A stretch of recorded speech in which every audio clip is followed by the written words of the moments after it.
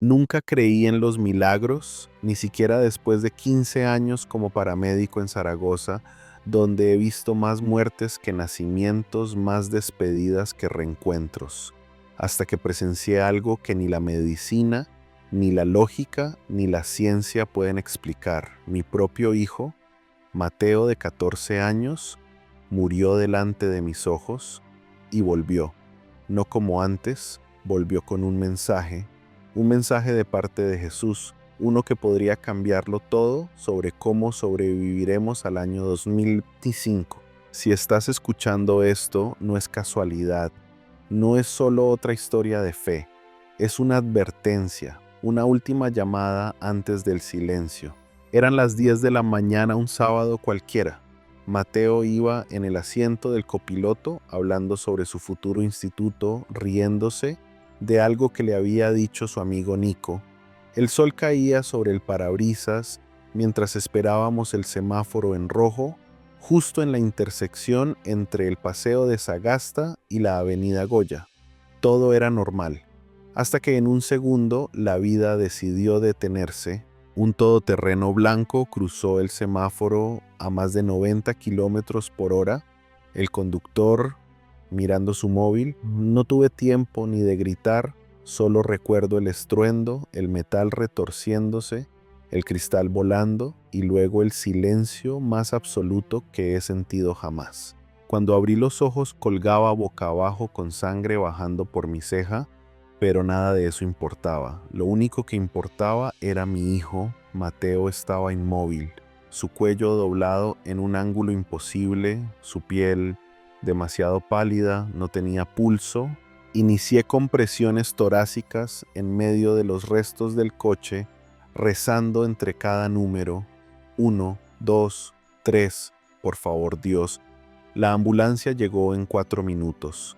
4 eternidades. Lo llevaron al hospital mientras la máquina marcaba una línea recta sin pulso, sin actividad cerebral. Muerto durante 43 minutos y entonces, cuando ya lo habíamos perdido todo, volvió. Mateo abrió los ojos, no como un niño confundido, sino como alguien que acababa de ver lo que hay más allá del velo, y lo primero que dijo fue: papá, he estado con Jesús. Al principio pensé que era el trauma, la confusión, pero lo que dijo después no era de este mundo. No tengáis miedo. Lo que viene no es para destruiros, sino para despertaros. Mateo habló de un calendario que Jesús le mostró, un año marcado con luces que parpadeaban como advertencias, un año que comenzaría muy pronto, 2025, no solo para España, para todo el mundo. Y me dijo algo más, algo que no podré olvidar mientras viva. Los que escuchen mi voz antes del caos sabrán qué hacer cuando todo parezca perdido. Si estás aquí, si aún tienes un latido en tu pecho, entonces aún hay tiempo. Pero no será por mucho. Lo que Mateo vio te helará la sangre, y lo que Jesús le reveló podría salvarte la vida. ¿Estás preparado para escuchar? A veces los días más comunes esconden las tragedias más devastadoras. Ese sábado comenzó como cualquiera. Lucía, mi esposa, había envuelto el regalo para el cumpleaños de Nico. Mateo bajó corriendo las escaleras con su mochila colgada al hombro, hablando de videojuegos y de cómo esta vez no pensaba quedarse callado si le hacían bullying en su nuevo instituto. Sonreí, no porque me hiciera gracia, sino porque me di cuenta de lo rápido que estaba creciendo. Su voz cambiaba, su carácter se definía. Mi hijo estaba entrando en esa etapa de transición donde todavía eres niño, pero ya quieres ser hombre. Y yo estaba orgulloso de él. No sabía que esa podría haber sido la última vez que lo escucharía hablar. Salimos en nuestro coche, un Seat León azul marino. La música sonaba baja, una playlist de Coldplay, que Mateo siempre decía que era música de viejos. Todo era normal. Cruzamos la rotonda del puente de hierro, pasamos junto al mercado central y al llegar al cruce de Sagasta con Goya, el semáforo se puso en rojo, nos detuvimos y entonces lo vi. Una fracción de segundo, mi mirada periférica captó el destello de un todoterreno blanco que no frenaba. El conductor, la cabeza agachada sin mirar la carretera. Quise gritar, quise acelerar, pero el tiempo no me dio opción. Fue como si el universo presionara el botón de pausa, y en esa pausa llegó el caos. El impacto fue brutal, el ruido indescriptible. El coche giró sobre sí mismo, los airbags estallaron y el mundo se volvió blanco y rojo. Cuando todo se detuvo, mi cuerpo colgaba del cinturón. Había olor a gasolina, a sangre, a miedo. Mi frente sangraba, pero yo no sentía dolor. Solo sentía un vacío desgarrador. Mateo, giré la cabeza, él estaba allí, o más bien su cuerpo, inmóvil, su cuello en una posición que ningún padre debería ver jamás. Un hilo de sangre bajaba por su oreja. Le tomé el pulso. Nada. Su piel empezaba a enfriarse. No pensé, solo actué.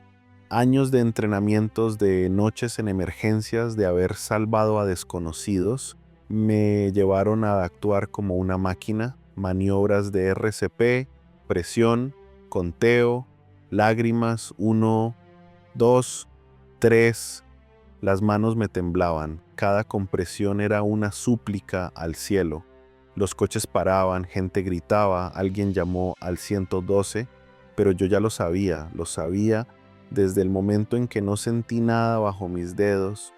Mi hijo se estaba yendo. La ambulancia tardó 4 minutos, un tiempo corto en la lógica, eterno en la emoción.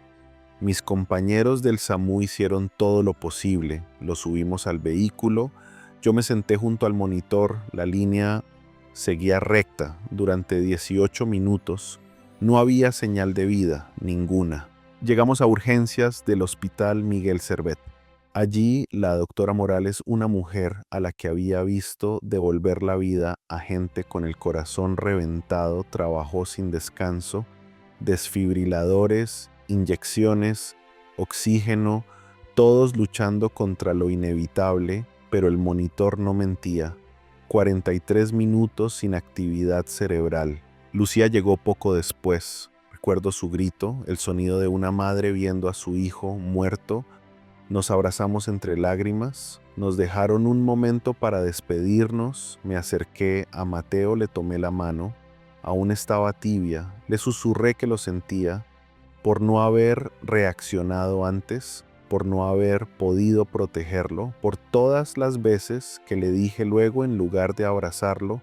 Y entonces un pitido, uno solo, sutil, corto, pero suficiente para hacer que la doctora diera media vuelta, revisó las conexiones, miró a Mateo y volvió a sonar. Otro latido, luego otro. Su pecho empezó a moverse. Sus ojos se abrieron, lentos, confusos, pero vivos. Me quedé paralizado, no entendía nada. 43 minutos, sin oxígeno, sin pulso. Y sin embargo, ahí estaba, vivo, no solo vivo, consciente, sereno, mirándonos a todos como si acabara de regresar de otro mundo. La doctora Morales me llevó aparte. La voz le temblaba. Álvaro, esto no tiene explicación, es médicamente imposible. El cerebro humano no puede resistir más de 5 minutos sin oxígeno, sin sufrir daños irreversibles. Pero tu hijo no solo está vivo, está intacto. Mateo pasó los siguientes 3 días en observación. Escáneres, resonancias, evaluaciones neurológicas, todo normal, más que normal. Parecía más lúcido, más maduro, como si una parte de él se hubiera transformado. Fue entonces cuando empezó a hablar.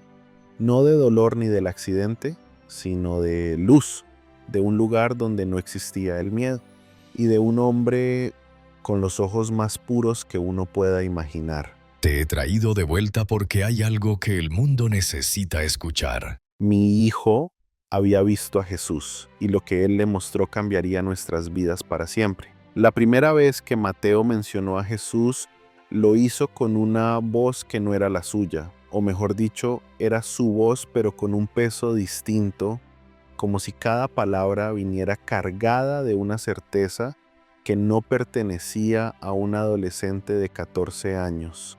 Me miró con esa intensidad que tienen los que han visto más de lo que deberían y me dijo: Papá Jesús no es como lo pintan en las iglesias, no es una figura lejana, es real, más real que todo esto. Lucía y yo nos miramos sin saber qué decir. Ella le acariciaba el cabello, intentando encontrar en sus ojos algo familiar, algo cotidiano. Pero lo que había allí era otra cosa, algo sagrado, algo que no comprendíamos aún. Mateo cerró los ojos unos segundos y luego empezó a narrar, como si lo que había vivido estuviera todavía fresco, palpitando en su interior. Cuando el coche nos golpeó, dijo: sentí que salía de mi cuerpo. No fue doloroso, fue como quitarse una chaqueta pesada. De repente estaba flotando y luego fui absorbido por una luz. Pero no era solo luz, era amor. Era como estar dentro de un latido que lo sabía todo de mí y aún así no me juzgaba. Se me hizo un nudo en la garganta. Había escuchado cientos de testimonios de personas cercanas a la muerte, pero nunca así, nunca con esa claridad, nunca con esa emoción contenida. Mateo continuó: en esa luz todas las preguntas que tenía se respondían sin palabras. Sabía que no estaba soñando, y entonces lo vi. No caminó hacia mí, no hizo falta. Era como si siempre hubiese estado allí esperando Jesús. He estado contigo desde antes de tu primer llanto, y estaré contigo más allá de tu último suspiro. Mateo lloró al recordar esas palabras. Lucía también, y yo sentí como si el suelo bajo mis pies se estuviera partiendo en dos, porque había algo dentro de mí que sabía con cada fibra de mi ser que lo que mi hijo decía era verdad. Papá susurró: Mateo no era como en las pinturas, no tenía una túnica resplandeciente ni alas, era simple, pero todo en él brillaba. Su mirada contenía el universo, su voz no entraba por los oídos, se sentía directo en el alma. Se quedó en silencio un momento, respirando hondo, y luego dijo algo que me heló la sangre. Jesús me mostró lo que viene, me mostró el futuro. El mundo, tal y como lo conocemos, está a punto de cambiar. Lucía lo abrazó con fuerza, pero él con dulzura se soltó apenas y tomó nuestras manos. Sus ojos brillaban con una mezcla de esperanza y urgencia. El tiempo no funciona igual allí. Jesús me mostró un calendario, pero no era como el nuestro. Cada mes brillaba de un color diferente. Algunos parpadeaban como si quisieran advertirnos, y me dijo: El año 2025 será un cruce. Para algunos camino hacia la luz, para otros hacia la oscuridad, dependerá de lo que hagan ahora. ¿Qué viste exactamente, hijo?, pregunté, mi voz apenas un susurro. Mateo apretó nuestras manos con más fuerza. Vi gente asustada corriendo sin rumbo. Vi ciudades inundadas, familias peleando por comida, señales falsas en el cielo. Pero también vi a personas en paz, escuchando una voz interior que les decía qué hacer, cómo moverse, cuándo detenerse. No se trataba de quién tenía más dinero o más recursos, se trataba de quién sabía reconocer la voz de Jesús. No basta con conocer mi nombre, debéis conocer mi voz. Me quedé paralizado. Toda mi formación como paramédico, toda mi lógica científica se estrelló contra aquellas palabras. Pero ¿cómo podía negarlas? ¿Cómo negar lo que tenía delante? Mi hijo muerto durante 43 minutos estaba vivo, hablando con una sabiduría que no era suya, trayendo un mensaje que quemaba como fuego. Esa noche, mientras el hospital dormía, Lucía y yo nos turnábamos para velarlo, pero él no quería dormir, seguía hablando como si algo en su interior supiera que el tiempo era limitado, que cada segundo contaba. El mundo no está listo, papá. Jesús me dijo que la mayoría ni siquiera verá venir lo que se avecina. Están distraídos, dormidos, creen que lo peor ya pasó, pero no es así. Lo más duro está por llegar. No os he abandonado, pero necesitáis aprender a escucharme antes de que el mundo se calle. Yo asentí, no con la cabeza, con el alma, porque por primera vez en muchos años sentí que no estaba solo, que no estaba luchando contra la oscuridad en vano. Mi hijo había regresado de la muerte con un encargo, y ese encargo acababa de comenzar. La mañana siguiente el hospital estaba en calma, pero nosotros no. Después de lo que Mateo había contado, Lucía apenas había dormido. Yo tampoco. Nos sentamos alrededor de su cama como si estuviéramos escuchando a un profeta, porque en cierto modo eso era lo que era ahora nuestro hijo. Mateo se incorporó todavía conectado a monitores que no dejaban de emitir pitidos estables, como si quisieran confirmar que sí que seguía con nosotros, pero que ya no era el mismo. Jesús me mostró un calendario, repitió con más detalle. Era como una especie de línea del tiempo que flotaba en el aire. Cada mes tenía un color, una vibración distinta. Algunos meses brillaban con luz dorada, otros parpadeaban como si fuesen alarmas. El primero que vi fue mayo. En mayo comenzará la prueba del cuerpo. La tierra llorará a través de su alimento. Mateo bajó la mirada. Vi supermercados vacíos, no por falta de productos, sino porque la comida estaba contaminada. La gente se enfermaba por consumir lo que parecía normal. Jesús me dijo que no sería una simple escasez, sino una prueba más profunda, como si el sistema alimentario entero estuviera siendo atacado desde dentro. Lucía se llevó la mano a la boca, contaminada como con químicos, con virus. No lo sé, dijo Mateo, solo sé que parecía una conspiración silenciosa. Nadie lo veía venir, y muchos se fiaban de lo que el gobierno decía, pero los que escuchaban la voz de Jesús sabían qué evitar. No todo lo que parece bueno al cuerpo es bueno al espíritu. Escuchadme y sabréis qué tomar y qué rechazar. Yo intentaba mantener la mente fría, analizar la información, pero había una parte de mí que no podía negar que todo esto tenía sentido.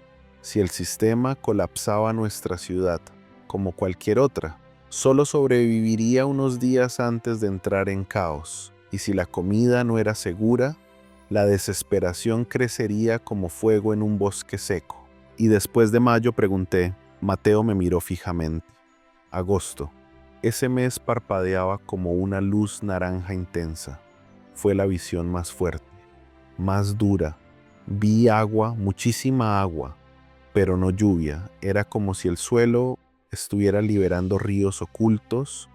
Vi ciudades en el interior de España, lugares que nunca se inundan, sumergidos bajo el agua. Lucía frunció el ceño. ¿Cómo es posible acueductos rotos, embalses explotando? No lo sé, mamá, respondió él. Solo vi cómo los mapas cambiaban.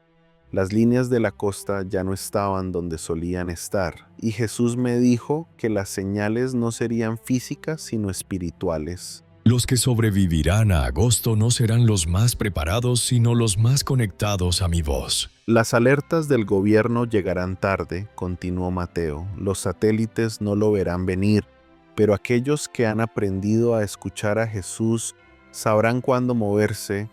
Vi familias que salían de sus casas horas antes del desastre, como si algo dentro de ellos les hubiese susurrado. Ahora, Lucía me miró asustada. Nosotros estamos entre esos. No lo sé aún, respondió Mateo. Dependerá de si aprendemos a escuchar desde ya.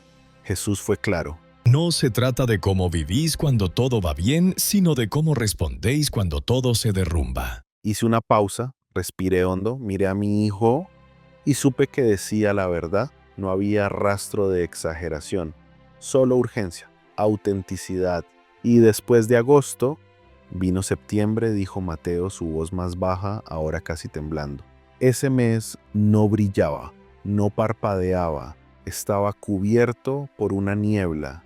Y dentro de esa niebla vi señales, milagros, personas sanando luces en el cielo, voces que decían ser de Dios. Pero Jesús me dijo que no todo milagro viene de mí. En septiembre comenzará la gran mentira. Mateo tragó saliva. Vi gente buena caer. Vi pastores, líderes, incluso creyentes firmes, ser engañados por señales espectaculares, porque no sabían distinguir la voz verdadera de Jesús de las voces falsas. Lucía se abrazó a sí misma. ¿Cómo sabremos qué es verdad y qué no? Los que ya conocen mi voz en lo pequeño la reconocerán en medio del ruido. Mateo asintió. Jesús me dijo que septiembre sería el inicio de una etapa de confusión, que incluso muchos templos y comunidades caerían, que no bastará con tener fe, hay que tener discernimiento. El aire en la habitación se volvió denso. Podía escucharse el zumbido del fluorescente, el goteo del suero y los latidos de mi propio corazón acelerándose. Y octubre pregunté con un nudo en la garganta. Jesús me lo mostró, dijo Mateo en voz baja, pero me pidió que no lo contara aún, solo que os dijera esto. Si vuestro corazón no está preparado, la verdad os puede destruir en lugar de liberaros. Nos quedamos en silencio. Mi hijo había visto el futuro, no como predicción, sino como advertencia. Y lo más aterrador no eran las catástrofes, sino que la mayoría seguiría dormida cuando todo comenzara, y nosotros no podía dejar de pensar en una frase que Mateo repitió varias veces esa noche, como si quisiera grabarla a fuego en nuestros corazones. Los que escuchen mi voz vivirán aun cuando todo a su alrededor muera. Durante toda mi carrera como paramédico siempre creí que prepararse era cuestión de logística, botiquines bien surtidos, rutas de escape, mochilas de emergencia, protocolos de acción, pero ahora todo eso parecía insuficiente porque Mateo no hablaba de una supervivencia física, no solamente, hablaba de algo más profundo, espiritual, invisible pero vital. Papá me dijo al día siguiente, mientras desayunábamos en la habitación del hospital, Jesús me mostró dos tipos de familias, las que confiaban en sí mismas y las que confiaban en Él. Se lo veía sereno, no como un niño que recuerda un sueño extraño, sino como un testigo, un mensajero, y yo escuchaba como quien recibe las últimas instrucciones antes de entrar a una tormenta. Vi familias con garajes llenos de víveres. Tienen paneles solares, sistemas de filtrado de agua, armas, mapas generadores, todo. Pero cuando llegó la crisis, se derrumbaron. No por falta de recursos, sino porque el miedo los devoró desde dentro. Quien vive para proteger su cuerpo perderáse su alma. Quien entrega su alma salvará su vida. Mateo bajó la mirada. Se pelearon entre ellos. Sospechaban unos de otros. Gritaban, desconfiaban. Su fe era solo teoría. Nunca aprendieron a escuchar a Jesús en los pequeños detalles. Y cuando llegó el caos, no supieron reconocer su voz entre el ruido. Lucía respiraba hondo, con las manos entrelazadas. ¿Y qué pasó con ellos, Mateo? No murieron físicamente, pero algo en ellos se apagó, perdieron la luz. Fue como si su alma quedara atrapada en una oscuridad de la que ya no pudieron salir. Jesús lo llamó muerte espiritual en vida. Sentí un escalofrío recorrerme la espalda. Yo también había conocido personas así. Gente que seguía caminando, comiendo, trabajando, pero que hacía tiempo había dejado de vivir. Y ahora Jesús estaba diciendo que ese sería el destino de muchos durante lo que está por venir.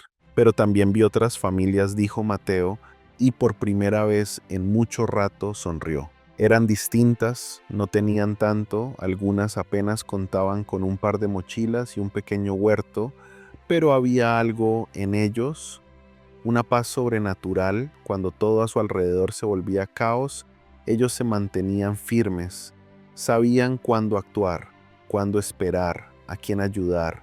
No tenían miedo. ¿Cómo lo lograban?, pregunté. Mateo me miró directo a los ojos, porque habían aprendido a escuchar a Jesús antes, en la calma, en lo cotidiano. Preguntaban qué camino tomar, qué palabras decir, cuándo callar. Y cuando llegó el momento crítico, su voz no les fue extraña. La reconocieron al instante. Quien escucha mi susurro en la paz, escuchará mi grito en la tormenta. Me quedé en silencio procesando cada palabra. Toda mi vida había creído en Dios.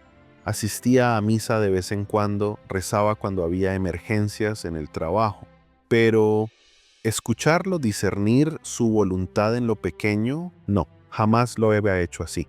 Lucía preguntó en voz baja, ¿y qué diferencia a esas familias? El entrenamiento, respondió Mateo, pero no físico, espiritual. Se habían entrenado a confiar, a obedecer sin entender, a dar pasos guiados por fe, no por lógica, y por eso no solo sobrevivieron, guiaron a otros, se convirtieron en faros, en líderes. En los días que vienen, no busquéis superhéroes, buscad corazones obedientes. Mateo respiró hondo. Jesús me mostró cómo estas personas salvaron barrios enteros, compartieron lo poco que tenían y ese poco nunca se agotó, como los panes y los peces, porque no actuaban desde el miedo, sino desde la fe. Lucía me miró con los ojos llenos de lágrimas. ¿Y nosotros podremos llegar a ser como ellos? Mateo tomó nuestras manos. Sí, mamá, pero hay que empezar ahora, hoy.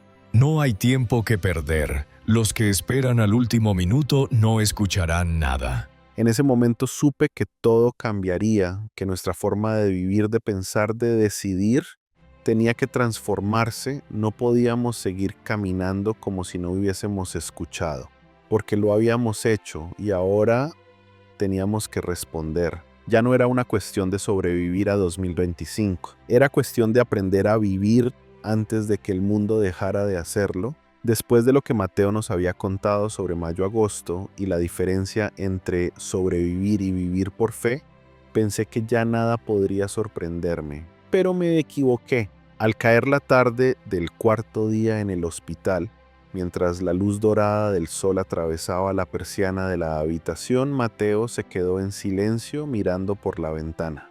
Su rostro, hasta entonces tranquilo, se tensó levemente. Lucía le acariciaba el cabello y yo me senté a su lado esperando que continuara. Y lo hizo. Papá, lo más peligroso no son las catástrofes físicas, murmuró casi en un susurro. Jesús me dijo que el engaño será lo que destruya más almas que cualquier terremoto o inundación. Lo miré desconcertado.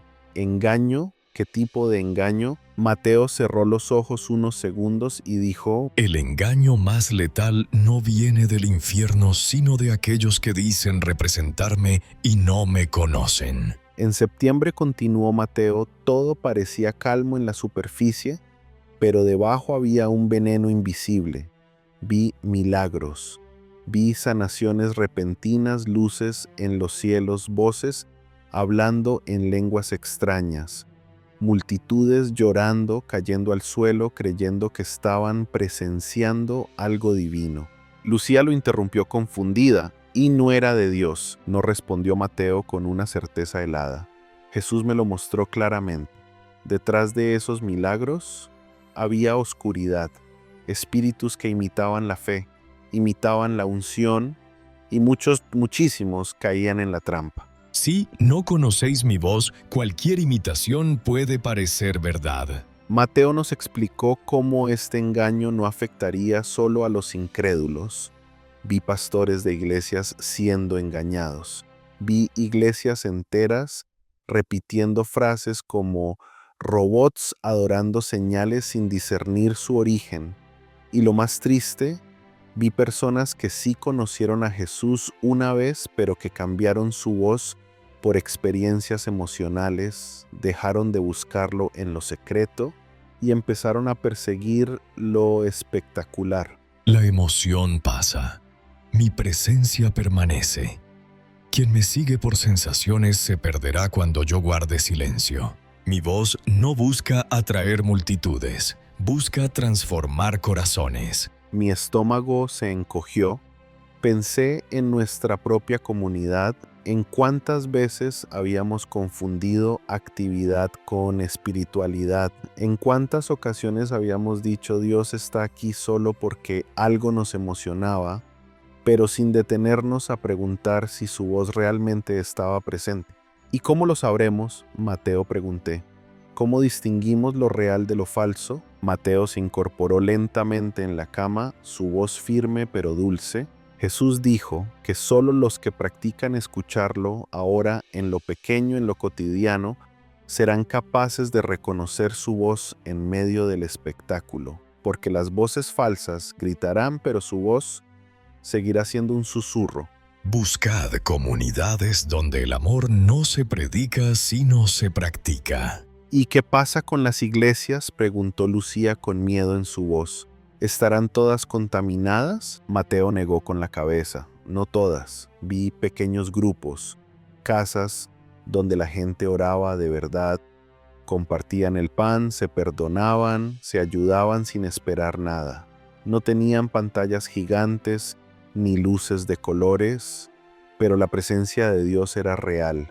Jesús me dijo que esas comunidades serían refugios, faros en medio de la niebla. Los engañados no serán los malvados, serán los despistados, los que creían saber pero nunca me escucharon.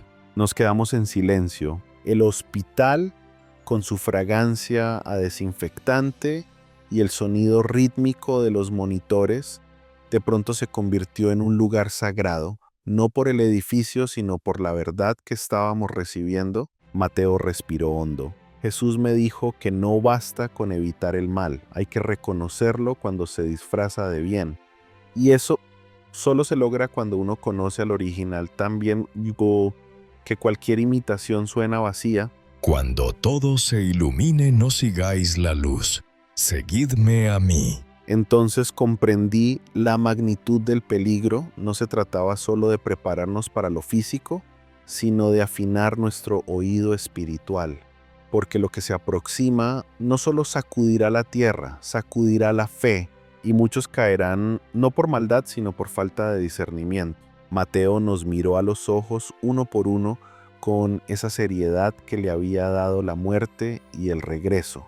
Jesús me lo dijo claramente: este será el tiempo donde el trigo se separa de la cizaña, no por apariencias, sino por la capacidad de reconocer su voz, y en ese instante supimos que septiembre no era el final del desastre, era apenas el comienzo del verdadero juicio. Después de hablar del engaño en septiembre, del peligro de los milagros falsos y de las voces que no vienen de Dios, creí que Mateo terminaría allí, que ya habíamos escuchado lo peor.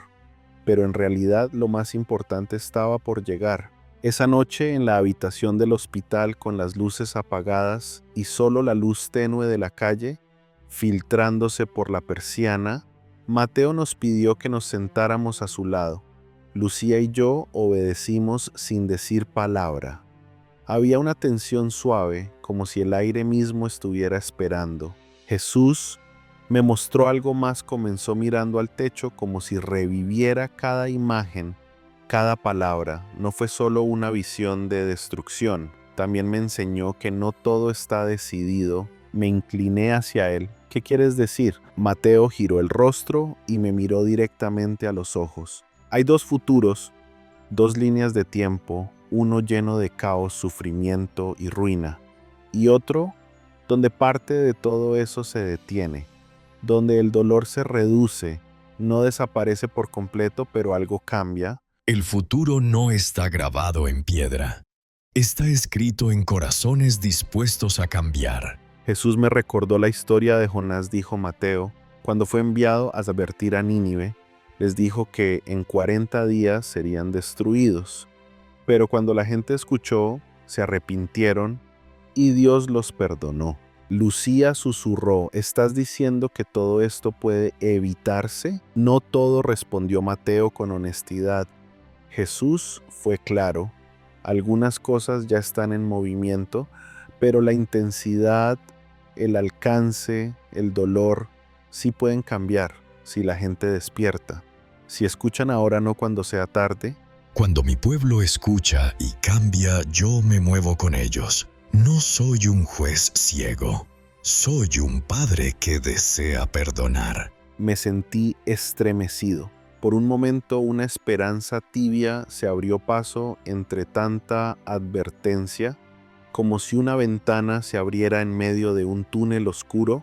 ¿Y qué necesita pasar para que esa otra línea de tiempo ocurra?, pregunté. Mateo respondió sin dudar.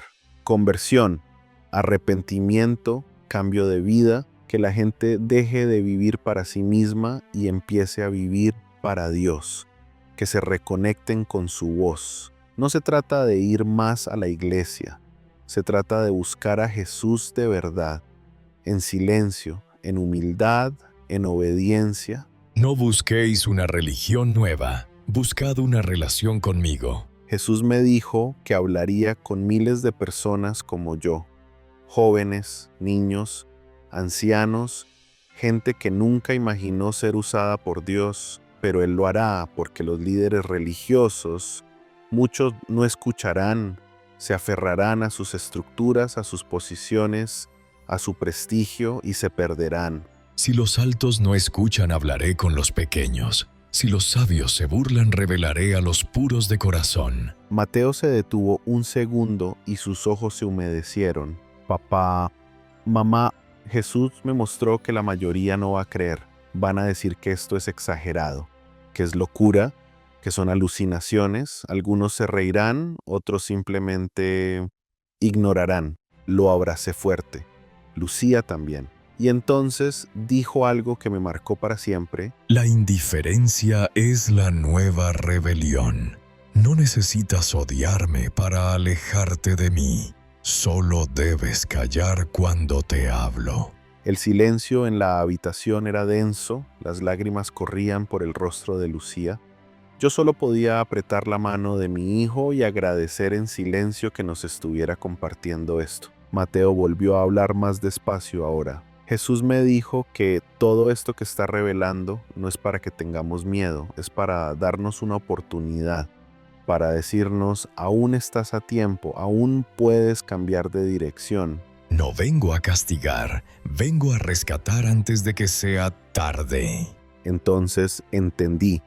No estábamos frente a una profecía sin remedio, estábamos frente a una elección, y la elección era ahora. ¿Qué hacemos con todo esto?, le pregunté aún con la voz temblorosa. Mateo nos miró con una mezcla de ternura y fuego. Empezamos con nosotros, con nuestra casa, nos volvemos hacia Jesús, no con rituales, sino con verdad.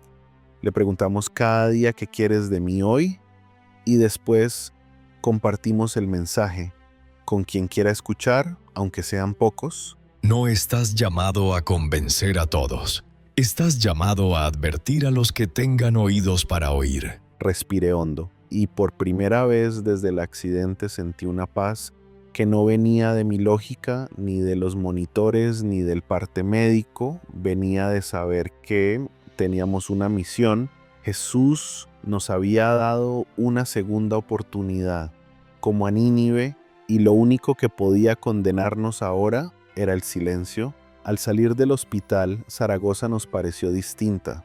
Las calles eran las mismas, la gente seguía caminando, riendo, hablando por teléfono, pero para nosotros todo había cambiado. Mateo iba en el asiento trasero con la mirada fija en el cielo. Lucía lo observaba en silencio, apretando su mano, como si aún tuviera miedo de perderlo. Yo conducía despacio, pero no por el tráfico. Conducía despacio porque cada semáforo, cada cruce, me recordaba lo frágil que es la vida y lo valiosa que se vuelve cuando sabes para qué estás vivo. Esa misma noche en el comedor de casa nos sentamos juntos a orar. No fue una oración elegante, no fue larga, fue sincera, y eso bastó. Mateo nos miró y dijo, Jesús me dijo que no guardáramos esto para nosotros, que lo compartiéramos, aunque algunos se burlen, aunque nos llamen locos, porque siempre habrá alguien que sí está escuchando. Si salvas una sola vida con tu testimonio, ya habrá valido la pena hablar. Así que aquí estoy, cumpliendo mi parte, contándote lo que vi, lo que viví, lo que aprendí a través del milagro de mi hijo. no para convencerte, no para asustarte, sino para despertarte, porque tal vez como yo has vivido creyendo que lo tienes todo bajo control, que si te preparas bien, si sigues las reglas, si haces lo correcto, nada te sorprenderá. Yo también lo creía, hasta que la muerte me tocó el hombro y me mostró que hay una realidad más profunda, una voz que llevamos años ignorando. El tiempo de la religión vacía ha terminado. Ahora busco corazones dispuestos a escuchar y actuar. Tú no estás viendo este video por accidente. Quizás hay algo dentro de ti que ya siente que algo se avecina, que este mundo no puede seguir así mucho más. Corrupción, violencia, soledad, corazones fríos, todo se está desmoronando por dentro, aunque por fuera todo parezca seguir igual. Y este mensaje es tu señal, tu aviso, tu oportunidad de elegir. Lo que harás después de escuchar esto definirá quién eres de verdad. ¿Seguirás viviendo como si nada pasara o empezarás a buscar mi voz hoy? Mateo está bien ahora, más que bien, su cuerpo fue restaurado, pero sobre todo su alma y gracias a él también la nuestra, porque ya no somos una familia más, somos una familia despierta, una familia en misión y queremos que tú formes parte de esto también. Si este mensaje tocó tu corazón, haz algo, no lo guardes, no lo olvides. Jesús te está llamando y tú sabes que es así. Suscríbete a este canal ahora, no por números, sino para que estemos conectados cuando el ruido crezca. Deja un comentario, aunque solo sea amén, para que otros vean que no están solos, y comparte este video con quien amas, porque si tú ya escuchaste, es tu responsabilidad que otros también puedan oír. Los que advierten a tiempo serán luz en medio de la oscuridad que se acerca. Gracias por quedarte hasta el final, gracias por escuchar con el corazón abierto. Nos vemos en el próximo video. No sé si será fácil lo que viene, pero si caminamos juntos, guiados por su voz, nunca estaremos perdidos. Y recuerda, esto no es el fin, es el principio de una vida real.